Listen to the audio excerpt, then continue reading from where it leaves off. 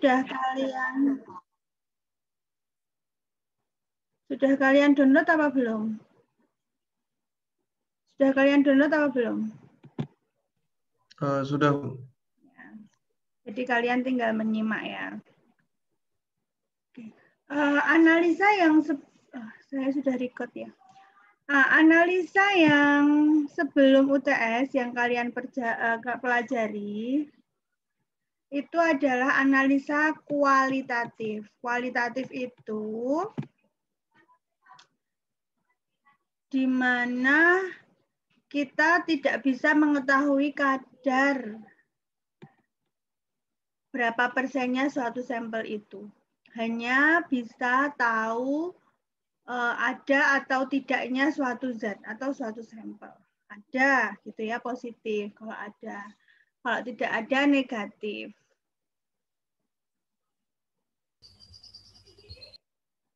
Nah, kalau yang kuantitatif, ini nanti kalian sekaligus bisa mengetahui berapa persen kadarnya.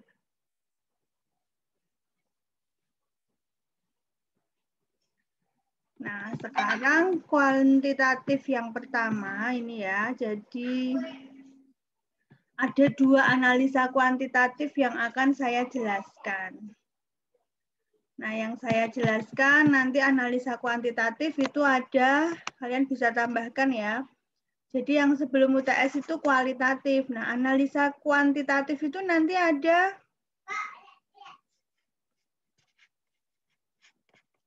analisa kuantitatif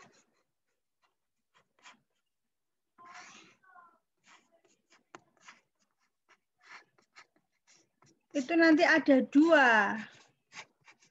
Analisa volumetri dan analisa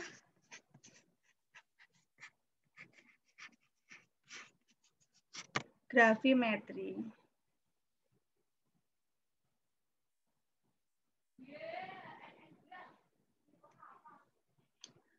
Nah, volumetri itu yang bisa kalian kenal, biasa kalian kenal dengan titrasi.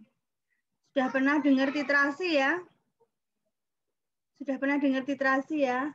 Nah,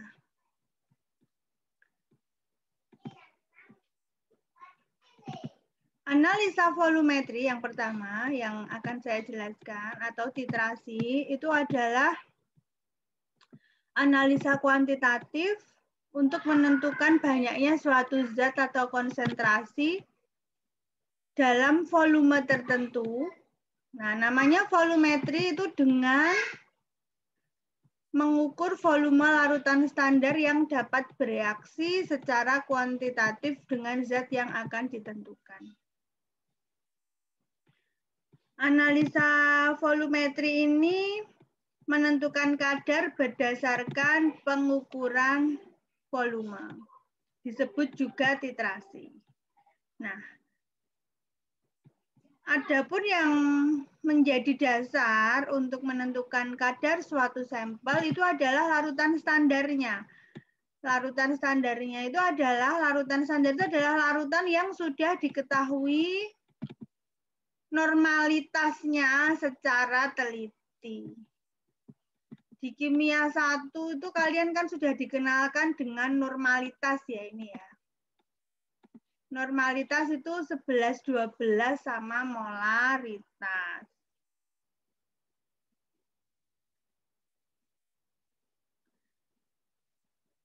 Itu nggak perlu saya ulang ya, bedanya molaritas sama normalitas itu mirip-mirip. Normalitas itu adalah kalau normalitas ya, normalitas itu satuannya Greg per liter. Kalau molaritas itu satuannya mol per liter. Nah, sekarang biar kalian paham, kita lihat seperti apa toh titrasi itu. Kalian waktu SMA itu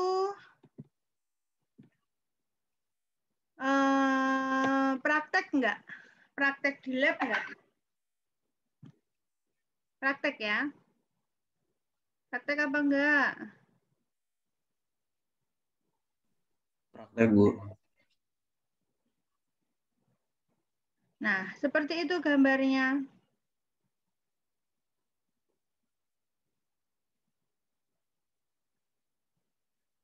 Jadi yang disebut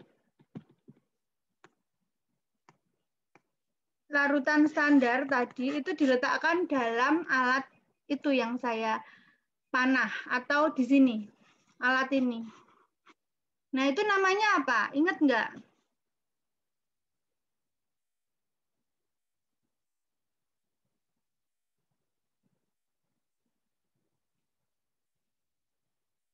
Apa namanya?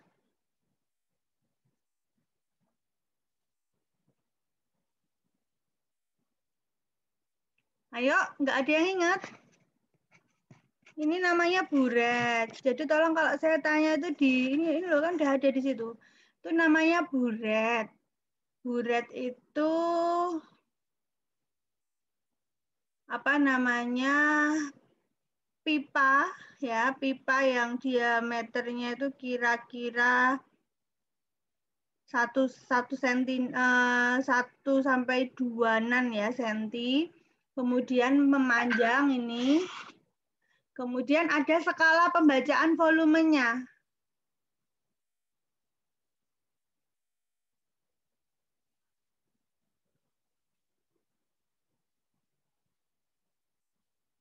Ada skala pembacaan volumenya. Ini, skalanya itu ini. Nah, skala ini nanti digunakan untuk menghitung volume larutan standar. Ini di situ tadi isinya larutan standar. Nah, di dalam buret itu isinya larutan standar. Kemudian yang ada di bawah ini, yang ada di sini itu disebut, ini alatnya ini disebut Erlenmeyer. Erlenmeyer itu digunakan untuk menempatkan sampel ini. Sampelnya letaknya di situ. Sampel yang akan kita tahu berapa kadar zat X yang ingin kita tentukan. Nah, tangan kanan itu digunakan untuk memegang Erlenmeyer. Ya, larutan sampel ini nanti ditambah ada yang namanya indikator. Ada yang namanya indikator. Sedikit saja 1-2 tetes indikator. Nah, kemudian diteteskanlah menggunakan tangan kiri kerannya ya. Kerannya tangan kiri kamu buka, ini namanya keran atau valve. Nah, valve ini dibuka sehingga larutan standarnya menetes sedikit demi sedikit ke sini ya. Ini tetesannya di sini. Menetes sehingga akan terjadi perubahan yang ada di dalam larutan standar.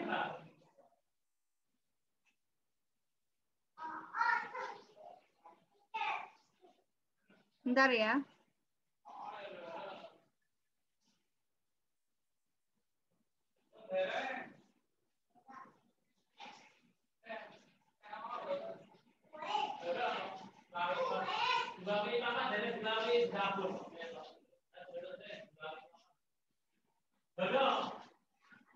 Nah, apa namanya, Dek? Kita menghentikan tetesan larutan standar ini, kita hentikan itu ketika kalian sudah melihat adanya perubahan yang kalian saksikan di dalam Erlenmeyer itu. Perubahan itu bisa perubahan warna, bisa adanya suatu endapan yang terbentuk gitu ya. Bisa seperti itu. Nanti kita hentikan bukaan larutan standarnya. Dari penjelasan gambaran proses titrasi ada pertanyaan enggak? Ada pertanyaan enggak? Bu izin bertanya, Bu. Ya, Bu itu silahkan. untuk kertas putihnya itu apakah hanya untuk alas itu apa ada fungsi lain? Ya. Kertas putih ini bisa digantikan oleh suatu yang berwarna cerah atau putih ya. Jadi bisa digantikan oleh keramik berwarna putih gitu. Itu fungsinya hanya untuk memperjelas perubahan yang ada pada Erlenmeyer. Kan nanti kalian menghentikan titrasi itu ketika ada perubahan di dalam Erlenmeyer itu. Bisa dalam bentuk perubahan warna atau terbentuknya endapan. Bayangkan kalau di bawahnya itu meja labnya itu kotor gitu ya, tidak dialasi apa-apa gitu. Itu akan kesulitan dalam melihat. Akan bisa jadi salah kamu mestinya sudah menutup valve-nya tapi tidak jadi menutup valve-nya gitu sehingga salah. Ya hanya sebagai alas untuk memperjelas perubahan yang ada pada Erlenmeyer saja. Gitu. Paham? Yang tanya tadi? Paham ya? Seperti itu gambarannya, Dek. Di sini larutan standar, di sini sampel. Sampel dan larutan standar itu bereaksi. Nah, ketika sampelnya habis bereaksi, maka di dalam Erlenmeyer akan terjadi perubahan. Itu saja konsepnya. Sebenarnya konsepnya itu saja.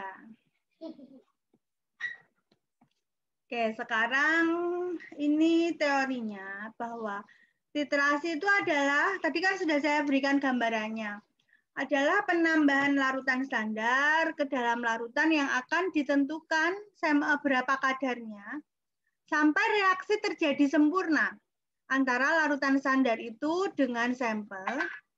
Ya, alatnya tadi disebut buret. Nah, ada reaksi antara larutan standar dengan si sampel tadi. Sampelnya terbatas, yang ada di Erlenmeyer ini kamu tentukan volumenya. Jadi yang ada di Erlenmeyer ini, kamu menentukan, kamu mau nuangkan berapa. Bisa 25 mili, atau bisa 30 mili, nggak usah banyak-banyak. Ya, atau 50 mili gitu. Itu jadi yang ada di Erlenmeyer ini, si sampel itu, kita tentukan volumenya berapa. Paham ya? Dari situ. Nah, ini sampel katakanlah. Nah, yang larutan standar ini kita sudah tahu konsentrasinya. Nanti volumenya kita catat sesuai dengan tetesannya tadi. Ini kan ada skala pembacaan, maka disebut volumetri tadi. Nah, jadi saat reaksi sempurna tercapai atau tadi si sampel tadi habis bereaksi atau pada saat reaksi sempurna atau pada titik ekivalen, itu disebut juga titik akhir teoritis atau stoikiometri ya, saat stoikiometri. Pada titik ekivalen, jumlah ekivalen zat yang bereaksi itu sama. Jadi semua nanti titrasi apapun, itu saat titik ekivalen itu jumlah ekivalennya itu sama.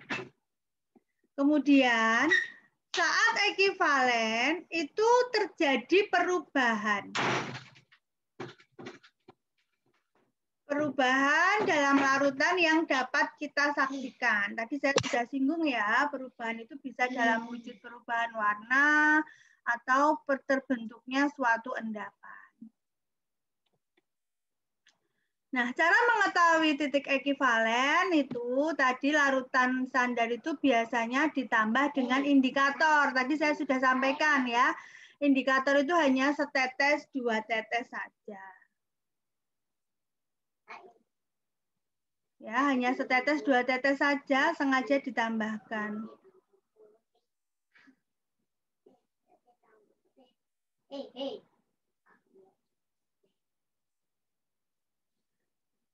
Atau ada larutan standar sendiri yang sudah ada warnanya, yaitu seperti permanganometri. Permanganometri ini itu warnanya ungu, Dek. Nah, kalau ya ini buret, ini Erlenmeyer. Permanganometri ini larutan standar, letaknya di sini. Warnanya ungu tua. Ungu tua, warnanya ungu sangat tua. Saya nggak punya barang warnanya ungu di sini. Nah, ini sampel warnanya putih di sini, warnanya bening kayak air. Nah, ketika larutan standarnya menetes, ungunya netes. Ungu netes ke warna putih, ungunya memudar. Netes-netes lagi, ungunya memudar. Sampai si dalam Erlenmeyer ini warnanya ungu muda sekali. Jadi ungu yang tidak pudar. Nah, ungu yang tidak pudar terjadi dalam Erlenmeyer itu, ini artinya zat sampelnya habis. Nah, sudah ketambahan 1 tetesan Erlenmeyer gitu. Jadi sehingga warnanya ungu sangat muda. Jangan ungu tua. Kalau ungu tua itu namanya titrasimu kebablasan ya. Titrasi kalian kebablasan atau salah. Jadi sampai ungunya itu kayak pink gitu loh, peach, warnanya itu ungu muda sekali. Jadi bisa menggunakan larutan standar itu sendiri, contohnya permanganometri. Kemudian bisa dengan tambahan indikator. Nah, tuh.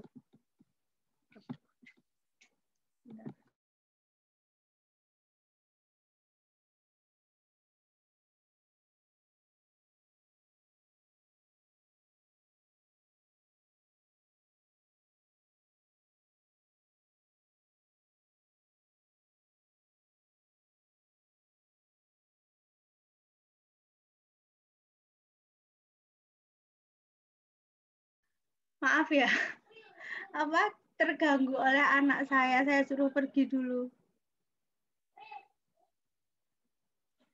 Paham nggak ini, Dek, dari sini sampai sini?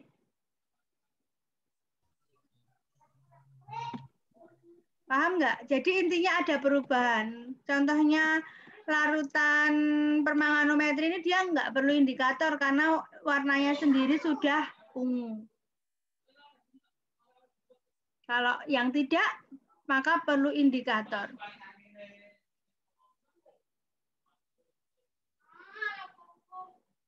Gitu ya. Apabila reaksi sempurna, indikator akan memberikan perubahan warna larutan yang jelas atau terbentuk kekeruan atau endapan dalam larutan yang dititrasi. Itu disebut titik akhir titrasi. Untuk titik akhir titrasi yang ideal, semestinya saat akhir titrasi itu bersamaan dengan saat akhir teoritis. Tapi pada prakteknya itu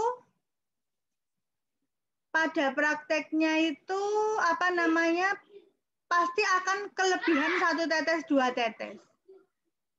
Kelebihan 1 tetes 2 tetes. Harusnya kalian itu menghentikan titrasinya itu, ini saya hapus dulu.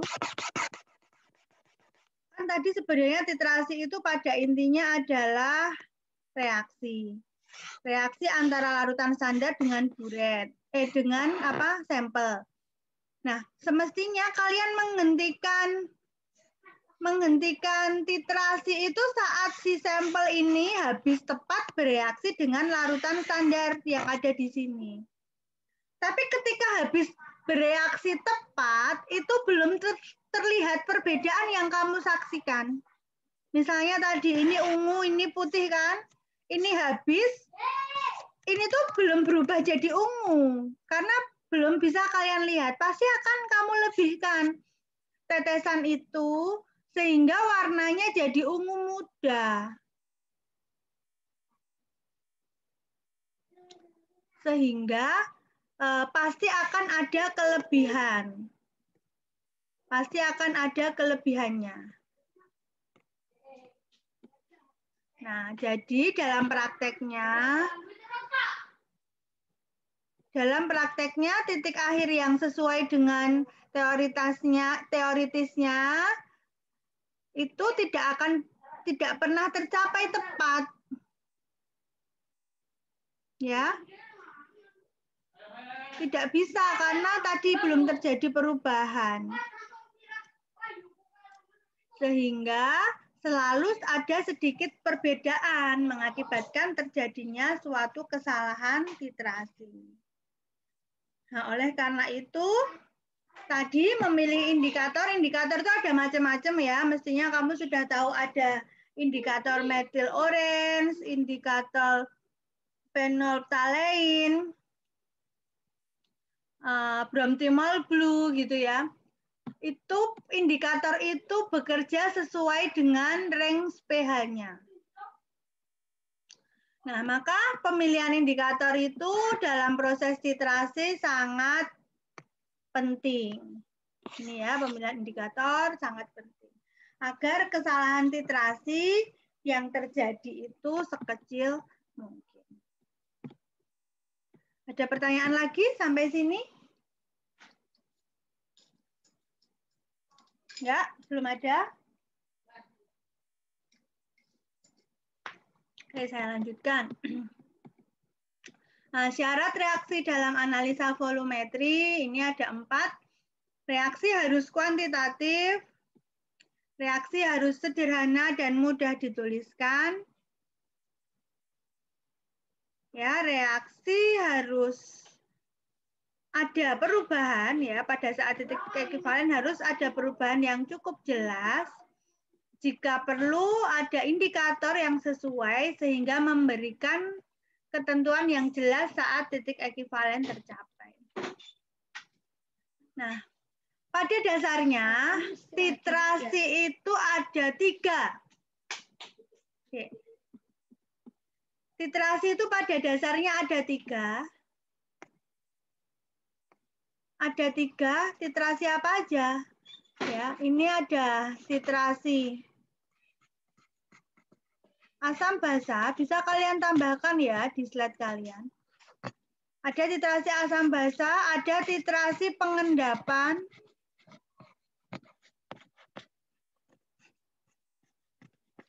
dan ada titrasi redoks. Nah, ada 3 itu. Titrasi asam basa, pengendapan, dan redoks. Asam basa itu disebut juga titrasi netralisasi, penetralan. Kenapa? Asam sama basa. Jadi kalau di buret itu asam, di Erlenmeyer-nya basa. Reaksi antara asam dan basa kan menetralkan gitu. Atau sebaliknya, yang di buret basa, yang di bawah asam kan juga sama. Gitu. Paham ya? Ini bisa kalian lihat.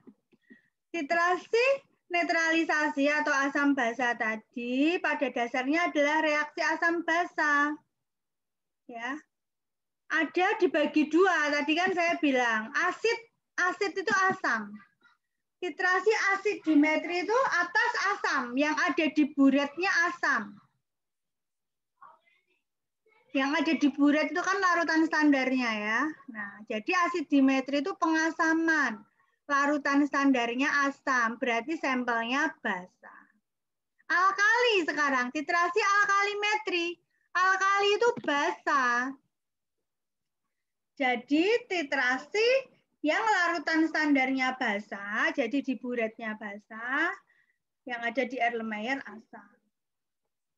Itu ya, jelas ya. Kemudian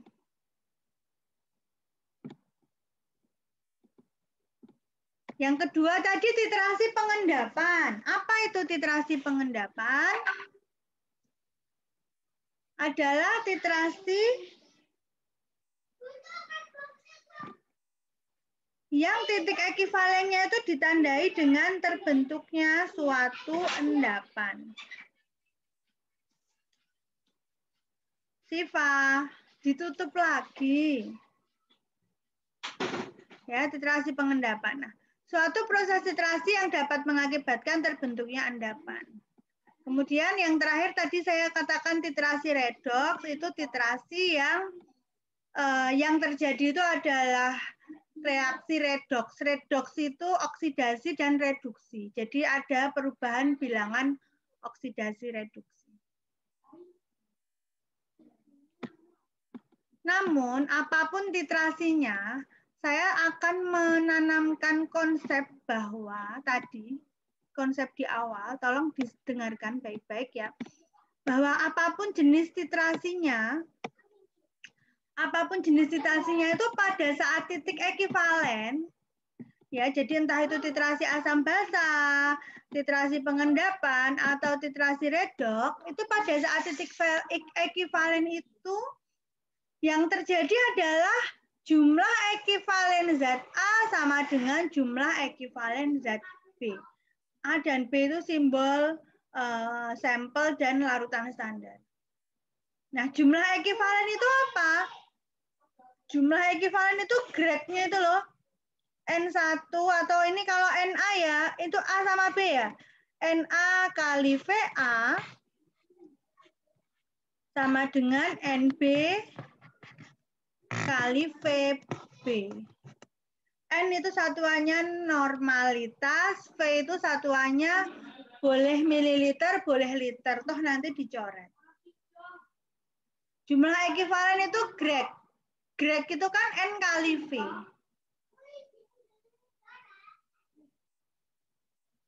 Ingat nggak ini? Grade itu normalitas kali volume. Ingat apa enggak ini? Nanti saya ingatkan lagi ya.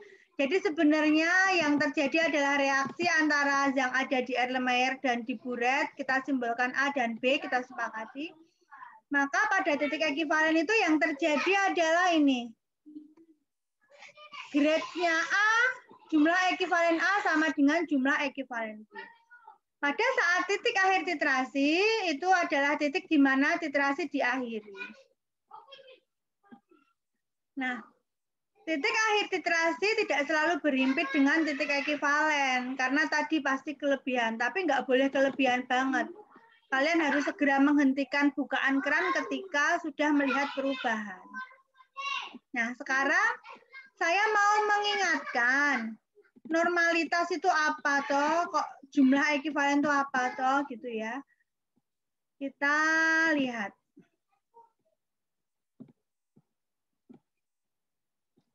Saya ingatkan aja daripada ini.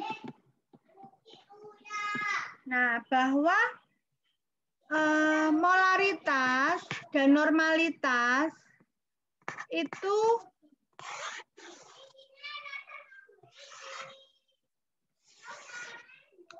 molaritas itu kan mol per liter. Kalau normalitas itu grad per liter, gitu ya.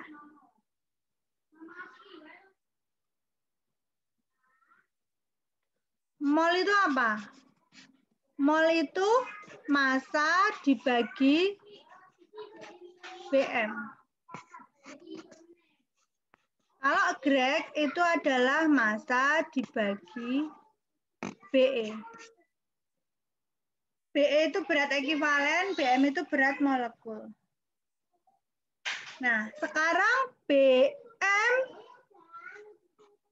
dan BE itu apa? Hubungannya apa?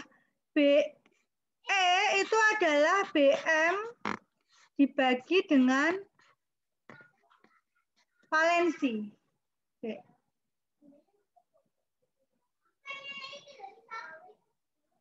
Valensi itu macam-macam, ada valensi asam,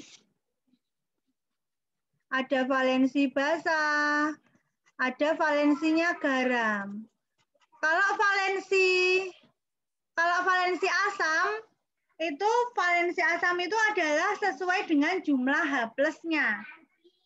Jadi kalau HCl hanya kan cuma 1, maka valensinya 1. Kalau asamnya H2SO4 kan asam sulfat ya, hanya 2, maka valensinya 2.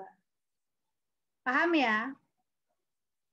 Jadi ini kalau rumus ini saya naikkan, rumus itu saya naikkan lagi, maka kan Greg itu sama dengan massa dibagi BM per valensi toh, atau sama dengan massa per BM dikali valensi.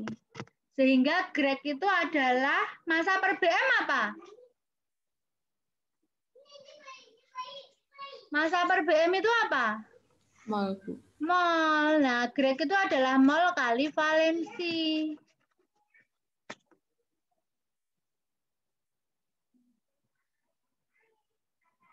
Nah, naik lagi. Greg itu mol per valensi. Nah, ini normalitas kan Greg per liter. Sementara Greg itu mol per liter kali valensi toh, berarti ini loh, normalitas itu kan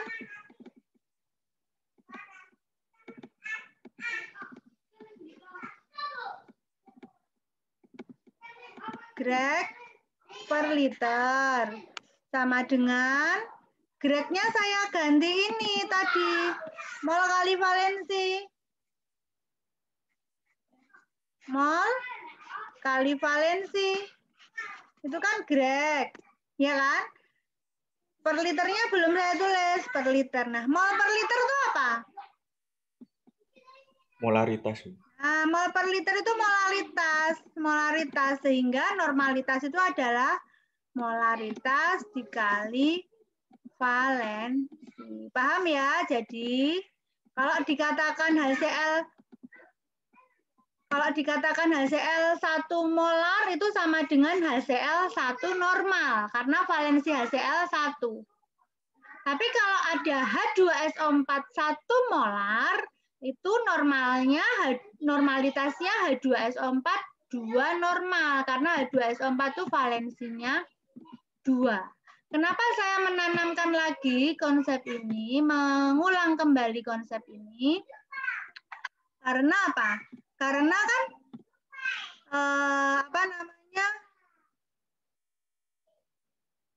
apa itu tadi?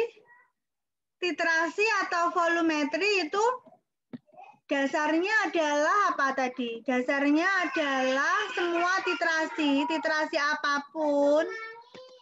Ya, titrasi apapun, entah itu asam basa, entah itu pengendapan, entah itu titrasi redoks, itu dasarnya N kali V-nya zat yang dititrasi atau sampel, katakanlah saya simbolkan A, itu sama dengan N kali V-nya zat yang dititrasi. Misalnya sampelnya A itu berarti ini kita nggak tahu. Ini kita tahu, kita tentukan tadi yang ada di Erlenmeyer. Bisa 25, bisa 30, bisa 50, terserah. Ini kita tentukan di percobaan. Paham? NB larutan standar. NB ini konsentrasinya kita tahu.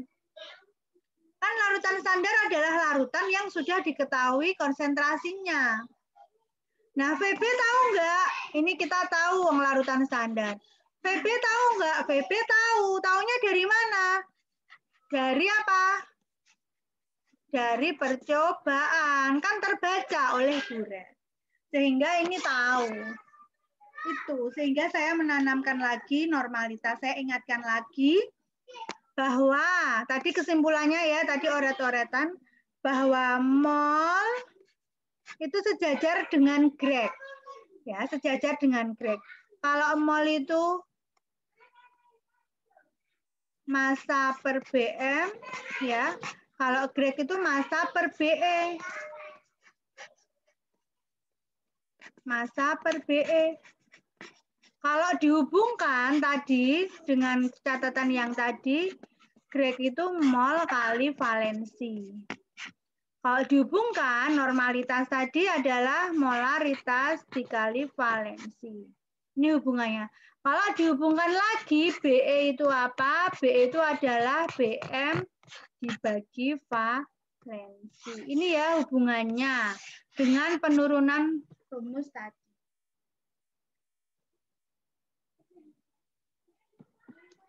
Saya rasa pertemuan saya pada pagi hari ini itu sampai sini. Nanti saya lanjutkan lagi bertahap. Habis menjelaskan konsep tentang titrasi, itu kamu lihat slide-nya lagi, nanti akan saya terangkan tentang larutan standar, kemudian kita mulai hitungan titrasi asam basa. Ya. Sebelum saya matikan, ini bisakah kalian mengaktifkan kamera kalian?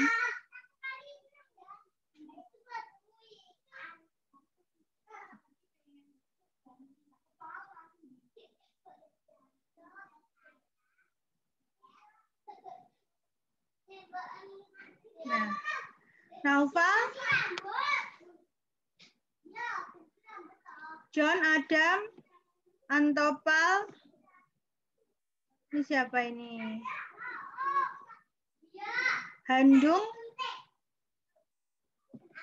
Wahidatun. Ayo, kalau udah dipanggil nggak on cam tuh saya ditinggal pergi ya ini. Kalau nggak join terus HP-nya ditaruh di saku terus kemana gitu. Coba, ini udah tak panggil loh ya. Oh, Wahidatun tuh cewek ternyata. John Adam, Antopal, sama Handung.